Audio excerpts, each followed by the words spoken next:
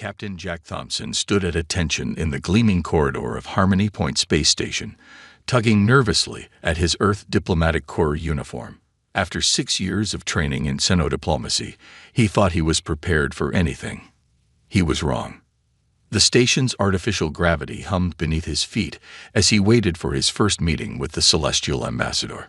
His briefing documents had mentioned their species' unique characteristics, but reading about something and experiencing it firsthand were very different things. Captain Thompson. A melodic voice called from behind him. He turned around and immediately forgot everything he'd learned in diplomatic training. Ambassador Lyra of the Astral Empire floated a few inches above the ground, her translucent skin rippling with waves of soft blue and purple light. The patterns flowed like northern lights across her tall, elegant form. Yes, Ambassador. Captain Jack Thompson, Earth Diplomatic Corps. He extended his hand, then quickly pulled it back, remembering that Celestials preferred not to make physical contact during first meetings. Lyra's skin flickered with spots of golden light that danced across her surface. "Your species' greeting customs are fascinating," she said, her silver eyes twinkling with amusement. "Shall we proceed to my office?" Jack nodded, falling into step beside her floating form. He tried to focus on walking straight, but his eyes kept being drawn to the mesmerizing patterns flowing across her skin. A spiral of light would start at her shoulder, then cascade down in a waterfall of color that. "Captain Thompson," Lyra's voice carried a hint of playfulness. "My eyes are up here." Jack's face turned bright red. "I'm so sorry, Ambassador. I didn't mean to.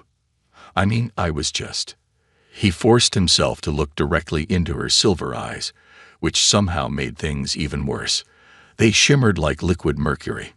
"No need for embarrassment," she said as they entered her office. "Many species find our bioluminescence distracting at first."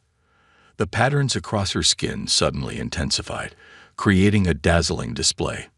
Though some of us might occasionally enjoy that fact. Jack fought to maintain eye contact as he sat down across from her desk. The room's soft lighting only made her glow more prominent. "I appreciate your understanding, Ambassador. I look forward to strengthening the relationship between our species. Please, call me Lyra," she said, a ripple of pink light running across her skin. "And I must say, humans are quite fascinating themselves. Your faces change color so expressively. Like now, for instance." Jack realized he was blushing again. "Yes, well, that's an involuntary response to various stimuli." "Various stimuli?"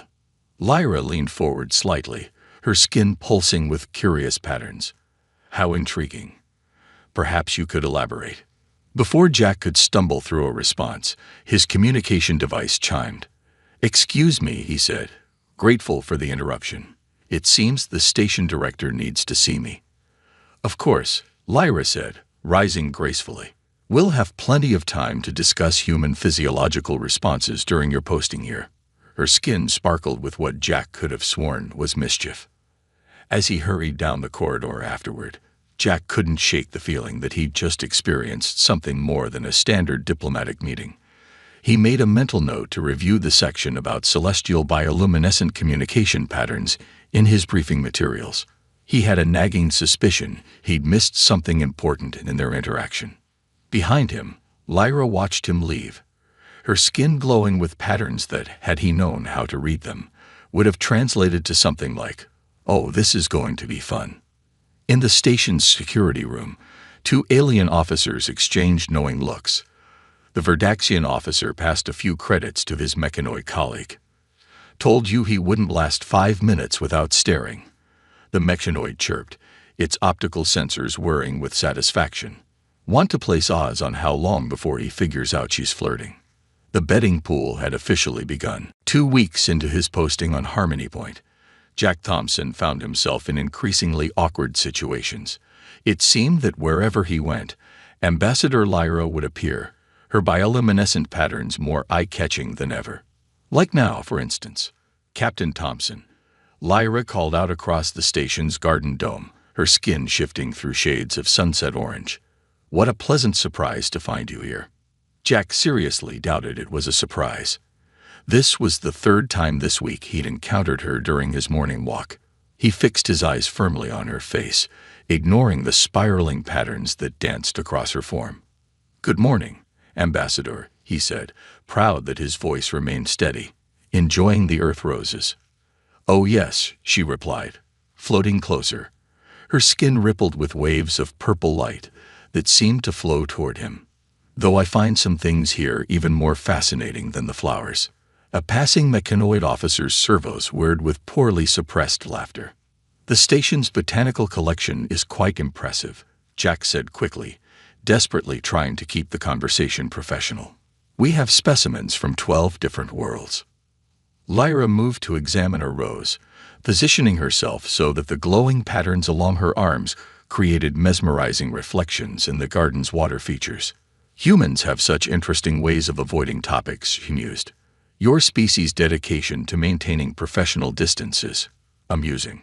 Jack gulped. Was it getting warmer in the garden dome?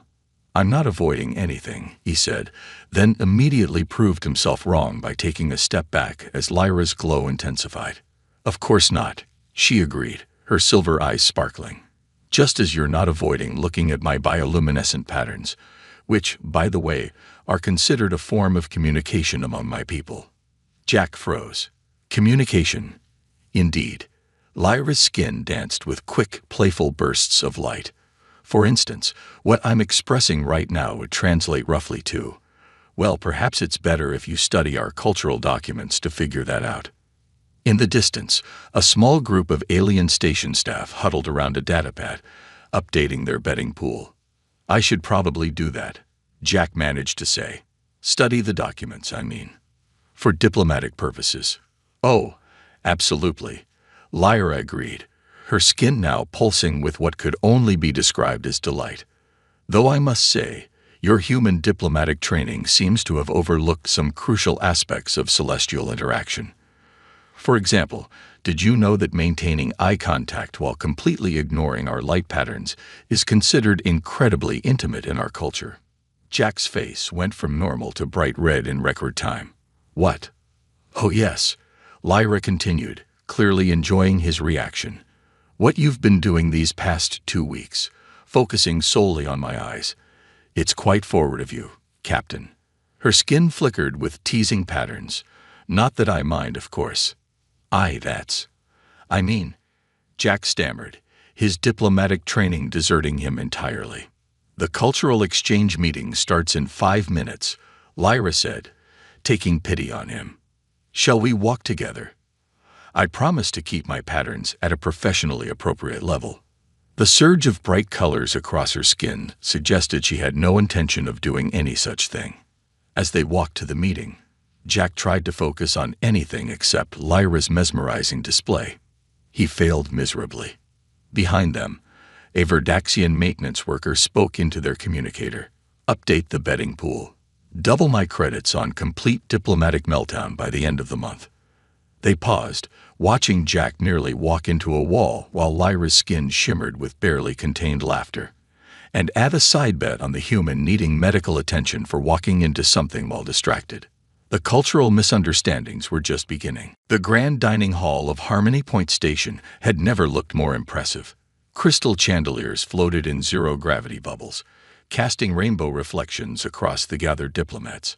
Jack Thompson tugged at his formal uniform collar, watching as the Celestial Council of Elders filed into the room. "Nervous, Captain?" Lyra whispered as she glided up beside him. Her usual playful patterns were replaced by formal, slow-moving waves of royal blue, the traditional color of celestial ceremony. "Me? Nervous? Never," Jack lied, trying not to stare as her formal patterns made her look even more striking than usual. "Just another diplomatic dinner." Indeed. A hint of her usual mischievous glow flickered briefly across her skin before returning to the formal display. "Though I should warn you, the elders are very traditional." The head of the celestial delegation, Elder Luminor, approached them. His ancient skin barely glowed anymore, showing only the faintest silver patterns. "Ambassador Lyra," he said in a voice like rustling leaves. "This is the human diplomat you spoke of." "Yes, Elder, Lyra replied with perfect composure. Captain Jack Thompson of the Earth Diplomatic Corps. Jack bowed respectfully. It's an honor to meet you, Elder Luminar. Your reputation glows brightly across the galaxy. There was a sudden silence. Lyra's formal patterns stuttered for a moment. A young celestial diplomat in the background made a choking sound. Elder Luminar's dim patterns flared briefly. What did you say? Jack realized something had gone very wrong. I meant that your reputation precedes you, he stammered. First, you make a light-patterned pun in formal company, Elder Luminar said sternly, and then you try to cover it with a human idiom about preceding. His patterns showed clear disapproval. I didn't mean. Jack started, but then he caught sight of Lyra beside him. Despite her formal appearance, tiny spots of pink light were dancing across her skin like suppressed laughter. A younger celestial in the delegation couldn't contain themselves anymore and burst out in bright flashes of amusement. This set off a chain reaction among the younger diplomats, their skin patterns flickering with barely contained mirth. This is most irregular, Elder Luminar declared, though Jack noticed small sparks of light appearing in his previously dim patterns. Lyra stepped forward smoothly. Elder, if I may. Captain Thompson has been making a dedicated study of our culture. His creative use of illumination metaphors shows his deep appreciation for our ways, even if his execution is still developing. Jack watched in amazement as Lyra somehow turned his diplomatic faux pas into a demonstration of human dedication to cross-cultural understanding. Is this true? Elder Luminar turned to Jack. You study our patterns. Put on the spot, Jack decided honesty was his best option. Actually, sir, I find them impossible not to study. Your culture's ability to communicate through light is fascinating. He glanced at Lyra. Though I admit, some patterns are more distracting than others. This time, it was Lyra's turn to show surprise as her formal patterns rippled with unexpected pleasure at his words. Elder Luminar's ancient face crinkled in what might have been a smile. Well said, young human. Perhaps there is hope for this cultural exchange after all. He turned to the gathered diplomats. Shall we begin dinner? As they moved to their seats, Jack heard the betting pool bookkeeper, a mechanoid server, whispering to others. New category, time until Captain Thompson accidentally proposes using a light pun. Current odds are 3-1. Lyra leaned close to Jack as they sat down. Your glowing personality seems to have won them over, she whispered, her skin dancing with tiny sparks of gold. Jack groaned quietly. Now you're just making fun of me. Always, she agreed, her pattern spelling out something that made another young celestial diplomat choke on their drink. The dinner was just beginning, and Jack had a feeling his diplomatic adventures were about to get much more interesting. The mood in Conference Room Alpha was tense.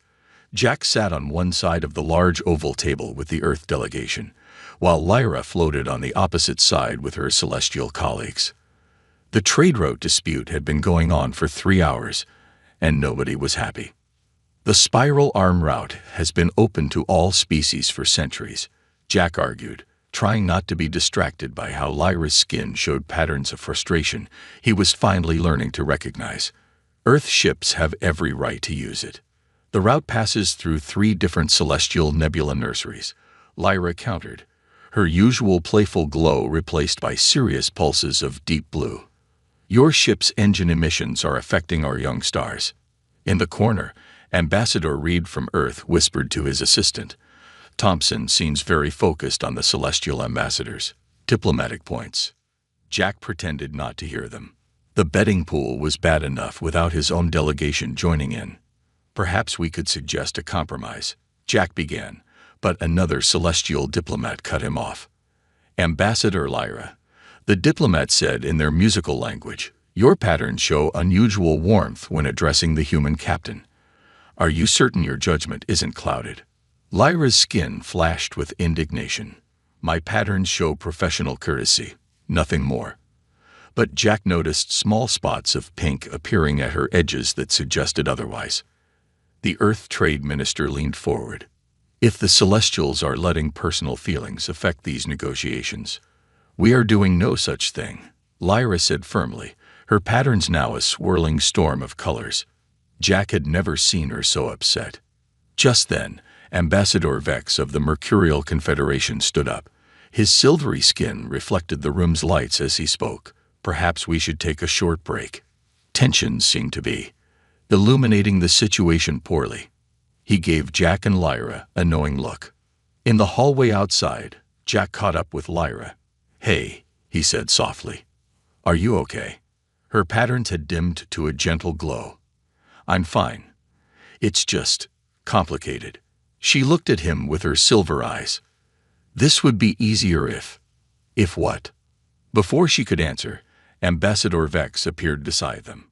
Fascinating, isn't it?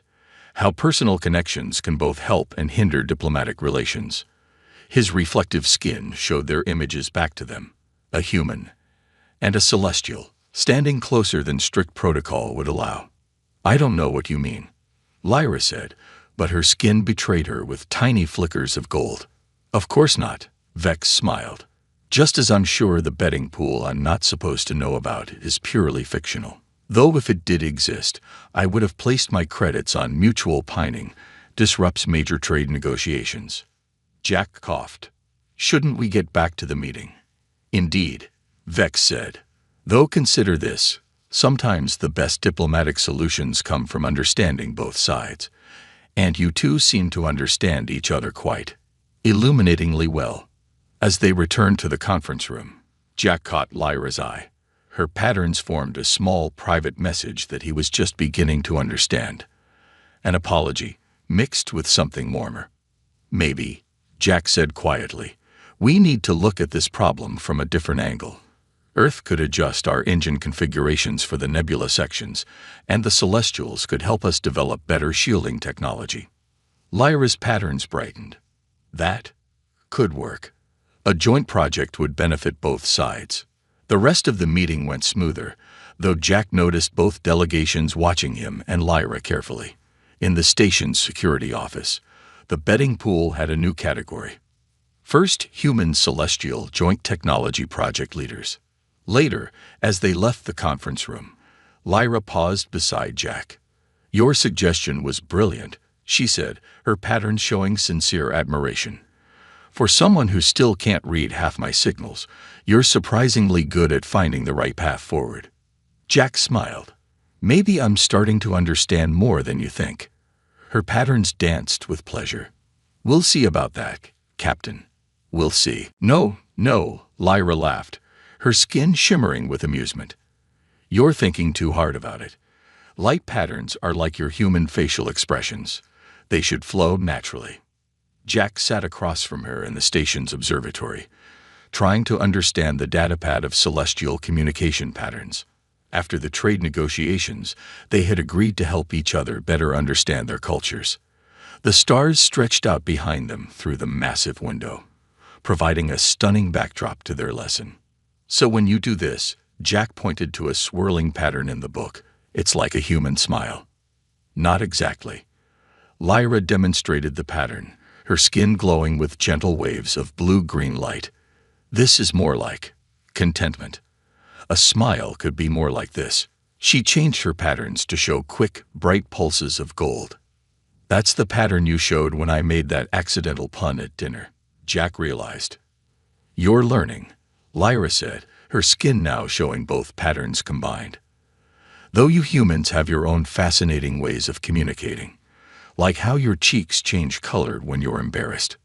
Like they're doing right now," Jack asked dryly. "Exactly." Lyra floated closer, studying his face. "And these tiny movements around your eyes when you're happy. They're like micro-patterns of their own." A passing maintenance bot whirred to a stop, its optical sensors recording the scene. The betting pool would definitely want to see this. "What about this pattern?" Jack asked, pointing to another image in the book. "I've seen you use it sometimes when we're talking." Lyra's skin suddenly flickered with surprise, then settled into a soft pink glow. "That's... well, perhaps we should save that lesson for another time." The maintenance bot's processors nearly overheated from calculating the new betting odds. "Now it's your turn," Lyra said quickly. Tell me about human body language. Your diplomatic manuals are quite vague on the subject. Jack thought for a moment. Well, for example, when someone leans in while talking to you, it usually means they're interested in what you're saying. Like you're doing right now. Lyra asked innocently. Jack straightened up quickly, making Lyra's skin dance with those golden laugh patterns again. And what does it mean, she continued, when a human's heart rate increases during conversation? I notice yours does that quite often during our meetings. You can tell that. Celestials are sensitive to subtle energy changes, she explained, her patterns forming what Jack now recognized as a teasing display. Your species produces fascinating electromagnetic variations with your emotions. That's not fair, Jack protested. I can't read your energy fields. No, Lyra agreed, but you're getting better at reading my patterns. Like right now, what do you think these mean? Her skin shifted into a complex swirl of colors. Jack studied the display carefully. There's the happiness pattern we just learned, and something like the formal diplomatic pattern. But also, yes, there's that pink pattern you won't explain to me. Lyra's glow intensified slightly. Very observant, Captain. Perhaps you're ready for some more advanced lessons. Before Jack could respond, both their communicators chimed with an urgent message. The maintenance bot quickly rolled away, transmitting the latest betting pool updates. Duty calls, Lyra said, her patterns returning to their professional configuration. But as they headed to their meeting, she added, though we should definitely continue these lessons, you're proving to be an excellent student. Thanks, Jack replied. Though I can't help feeling you're still keeping some patterns secret from me. Lyra's skin flickered with that mysterious pink glow again. All in good time, Captain. All in good time. The maintenance bot, safely around the corner, sent one final update to the betting pool. Cultural exchange progress, 47%. Recommended updating odds on accidental love confession through pattern misunderstanding to 2-1. The emergency alarms of Harmony Point Station blared through the corridors. Red warning lights flashed everywhere, except in the section where the power had already gone out. Jack ran through the dimly lit hallway, his emergency light beam bouncing off the walls. Status report. He called into his communicator. 3 masked intruders in the power core. The security chief responded. They've taken control of the main reactor and are threatening to overload it. They're demanding all celestial diplomats leave the station immediately. Jack's heart stopped for a moment. Lyra, he whispered. Then louder. I'm heading to the power core now. Captain Thompson. A familiar voice called from the darkness. Lyra floated toward him, her natural bioluminescence cutting through the gloom. I thought I'd find you running toward the danger instead of away from it. Ambassador, you should be in the safe zone, Jack protested. My people can see in the dark and sense energy fluctuations, she said firmly. Her patterns showed determination mixed with concern. You need me on this. A distant explosion rocked the station. Fine, Jack agreed, but stay behind me. Lyra's skin flickered with what he now recognized as amusement, even in this serious situation. You do remember I can float over any obstacles and generate my own light, right? They reached the power core's entrance together. Through the reinforced window, they could see 3 figures in black environment suits working at the main control panel. They've locked down all the entrances, Jack said, examining the sealed door. Lyra's patterns shifted to a concentrated glow. The auxiliary cooling system still has maintenance access. It's too small for environment suits. Which means they can't follow us through there. Jack finished her thought. But how do we get to it? Lyra's skin brightened. I can light the way. And you're smaller than most humans. Are you calling me short? Jack asked, managing a small smile despite the situation. I'm calling you conveniently sized for our current needs, Lyra replied, her patterns showing that teasing pink glow even in the midst of crisis. They found the maintenance hatch. Jack followed Lyra's glowing form through the narrow tunnel, trying to focus on their mission and not on how close together they had to crawl. The reactor's energy patterns are becoming unstable, Lyra whispered as they neared the core. "We have maybe 10 minutes." They emerged on a high-maintenance walkway above the reactor core. The intruders were below them, still focused on the control panel. "I have an idea," Jack whispered. "But you'll need to trust me and be really, really bright." Lyra's skin pulsed with curiosity. "Always. On my signal, give them the brightest light show you can. I'll handle the rest." Jack moved into position while Lyra prepared herself. The betting pool's maintenance bot, hiding in a corner and still recording everything, calculated the odds of success at exactly 33.7%. "Now," Jack shouted. Lyra's entire body erupted in a dazzling display of light, brighter than she'd ever glowed before. The intruders, their eyes adjusted to the dim emergency lighting, were completely blinded. Jack swung down from the walkway, using moves from his basic training that would have made his instructors proud. In their confusion, the intruders never saw him coming. 2 minutes later, station security burst in to find 3 unconscious terrorists, one slightly bruised but very pleased human captain, and a celestial ambassador whose patterns were shifting between victory, relief, and something much more personal. That, Lyra said, floating down to help Jack up, was either the bravest or most foolish thing I've ever seen. "Why not both?" Jack grinned, then winced slightly. "Though next time, maybe we could handle the diplomatic crisis without the acrobatics." Lyra's skin showed the pattern he'd seen in the cultural guide, the one she hadn't explained yet. This time, though, he was starting to understand exactly what it meant. The maintenance bot, emerging from its hiding spot, set its final crisis update to the betting pool. Time to create new category. First human celestial kiss. Estimated timeline. Very soon. 1 month after the crisis, Harmony Point Station buzzed with excitement. The Grand Hall was packed with representatives from every species for the signing of the new Human-Celestial Cooperation Treaty. Jack stood at attention in his dress uniform, trying not to fidget as Elder Luminar gave his speech. Through recent events, the Elder's voice carried across the hall, his patterns glowing with formal dignity. "We have seen that our differences can become our strengths." Jack caught Lyra's eye across the room. Her formal diplomatic patterns couldn't quite hide the playful sparkle he'd grown to love. She'd been teaching him more about reading celestial patterns, though some lessons ended up being more distracting than others. "The Joint Engine Modification Project," Elder Luminor continued, "proves that humans and celestials can work together for the benefit of all." In the back of the hall, the betting pool committee, now a formally recognized station social club, was having a field day. The maintenance bot's processors were practically smoking from calculating all the new odds. And of course, Elder Luminar's patterns showed what Jack now recognized as amusement. Some forms of cooperation have been more unexpected than others. Several younger celestials' patterns flickered with poorly hidden laughter. Jack felt his face turning red, but for once, he didn't mind. He'd gotten used to being the subject of station gossip, especially after what happened during last week's cultural exchange presentation. The treaty signing proceeded smoothly. As the crowd mingled afterward, Lyra floated over to Jack, her patterns shifting to their private communication mode, something they'd developed together over the past month.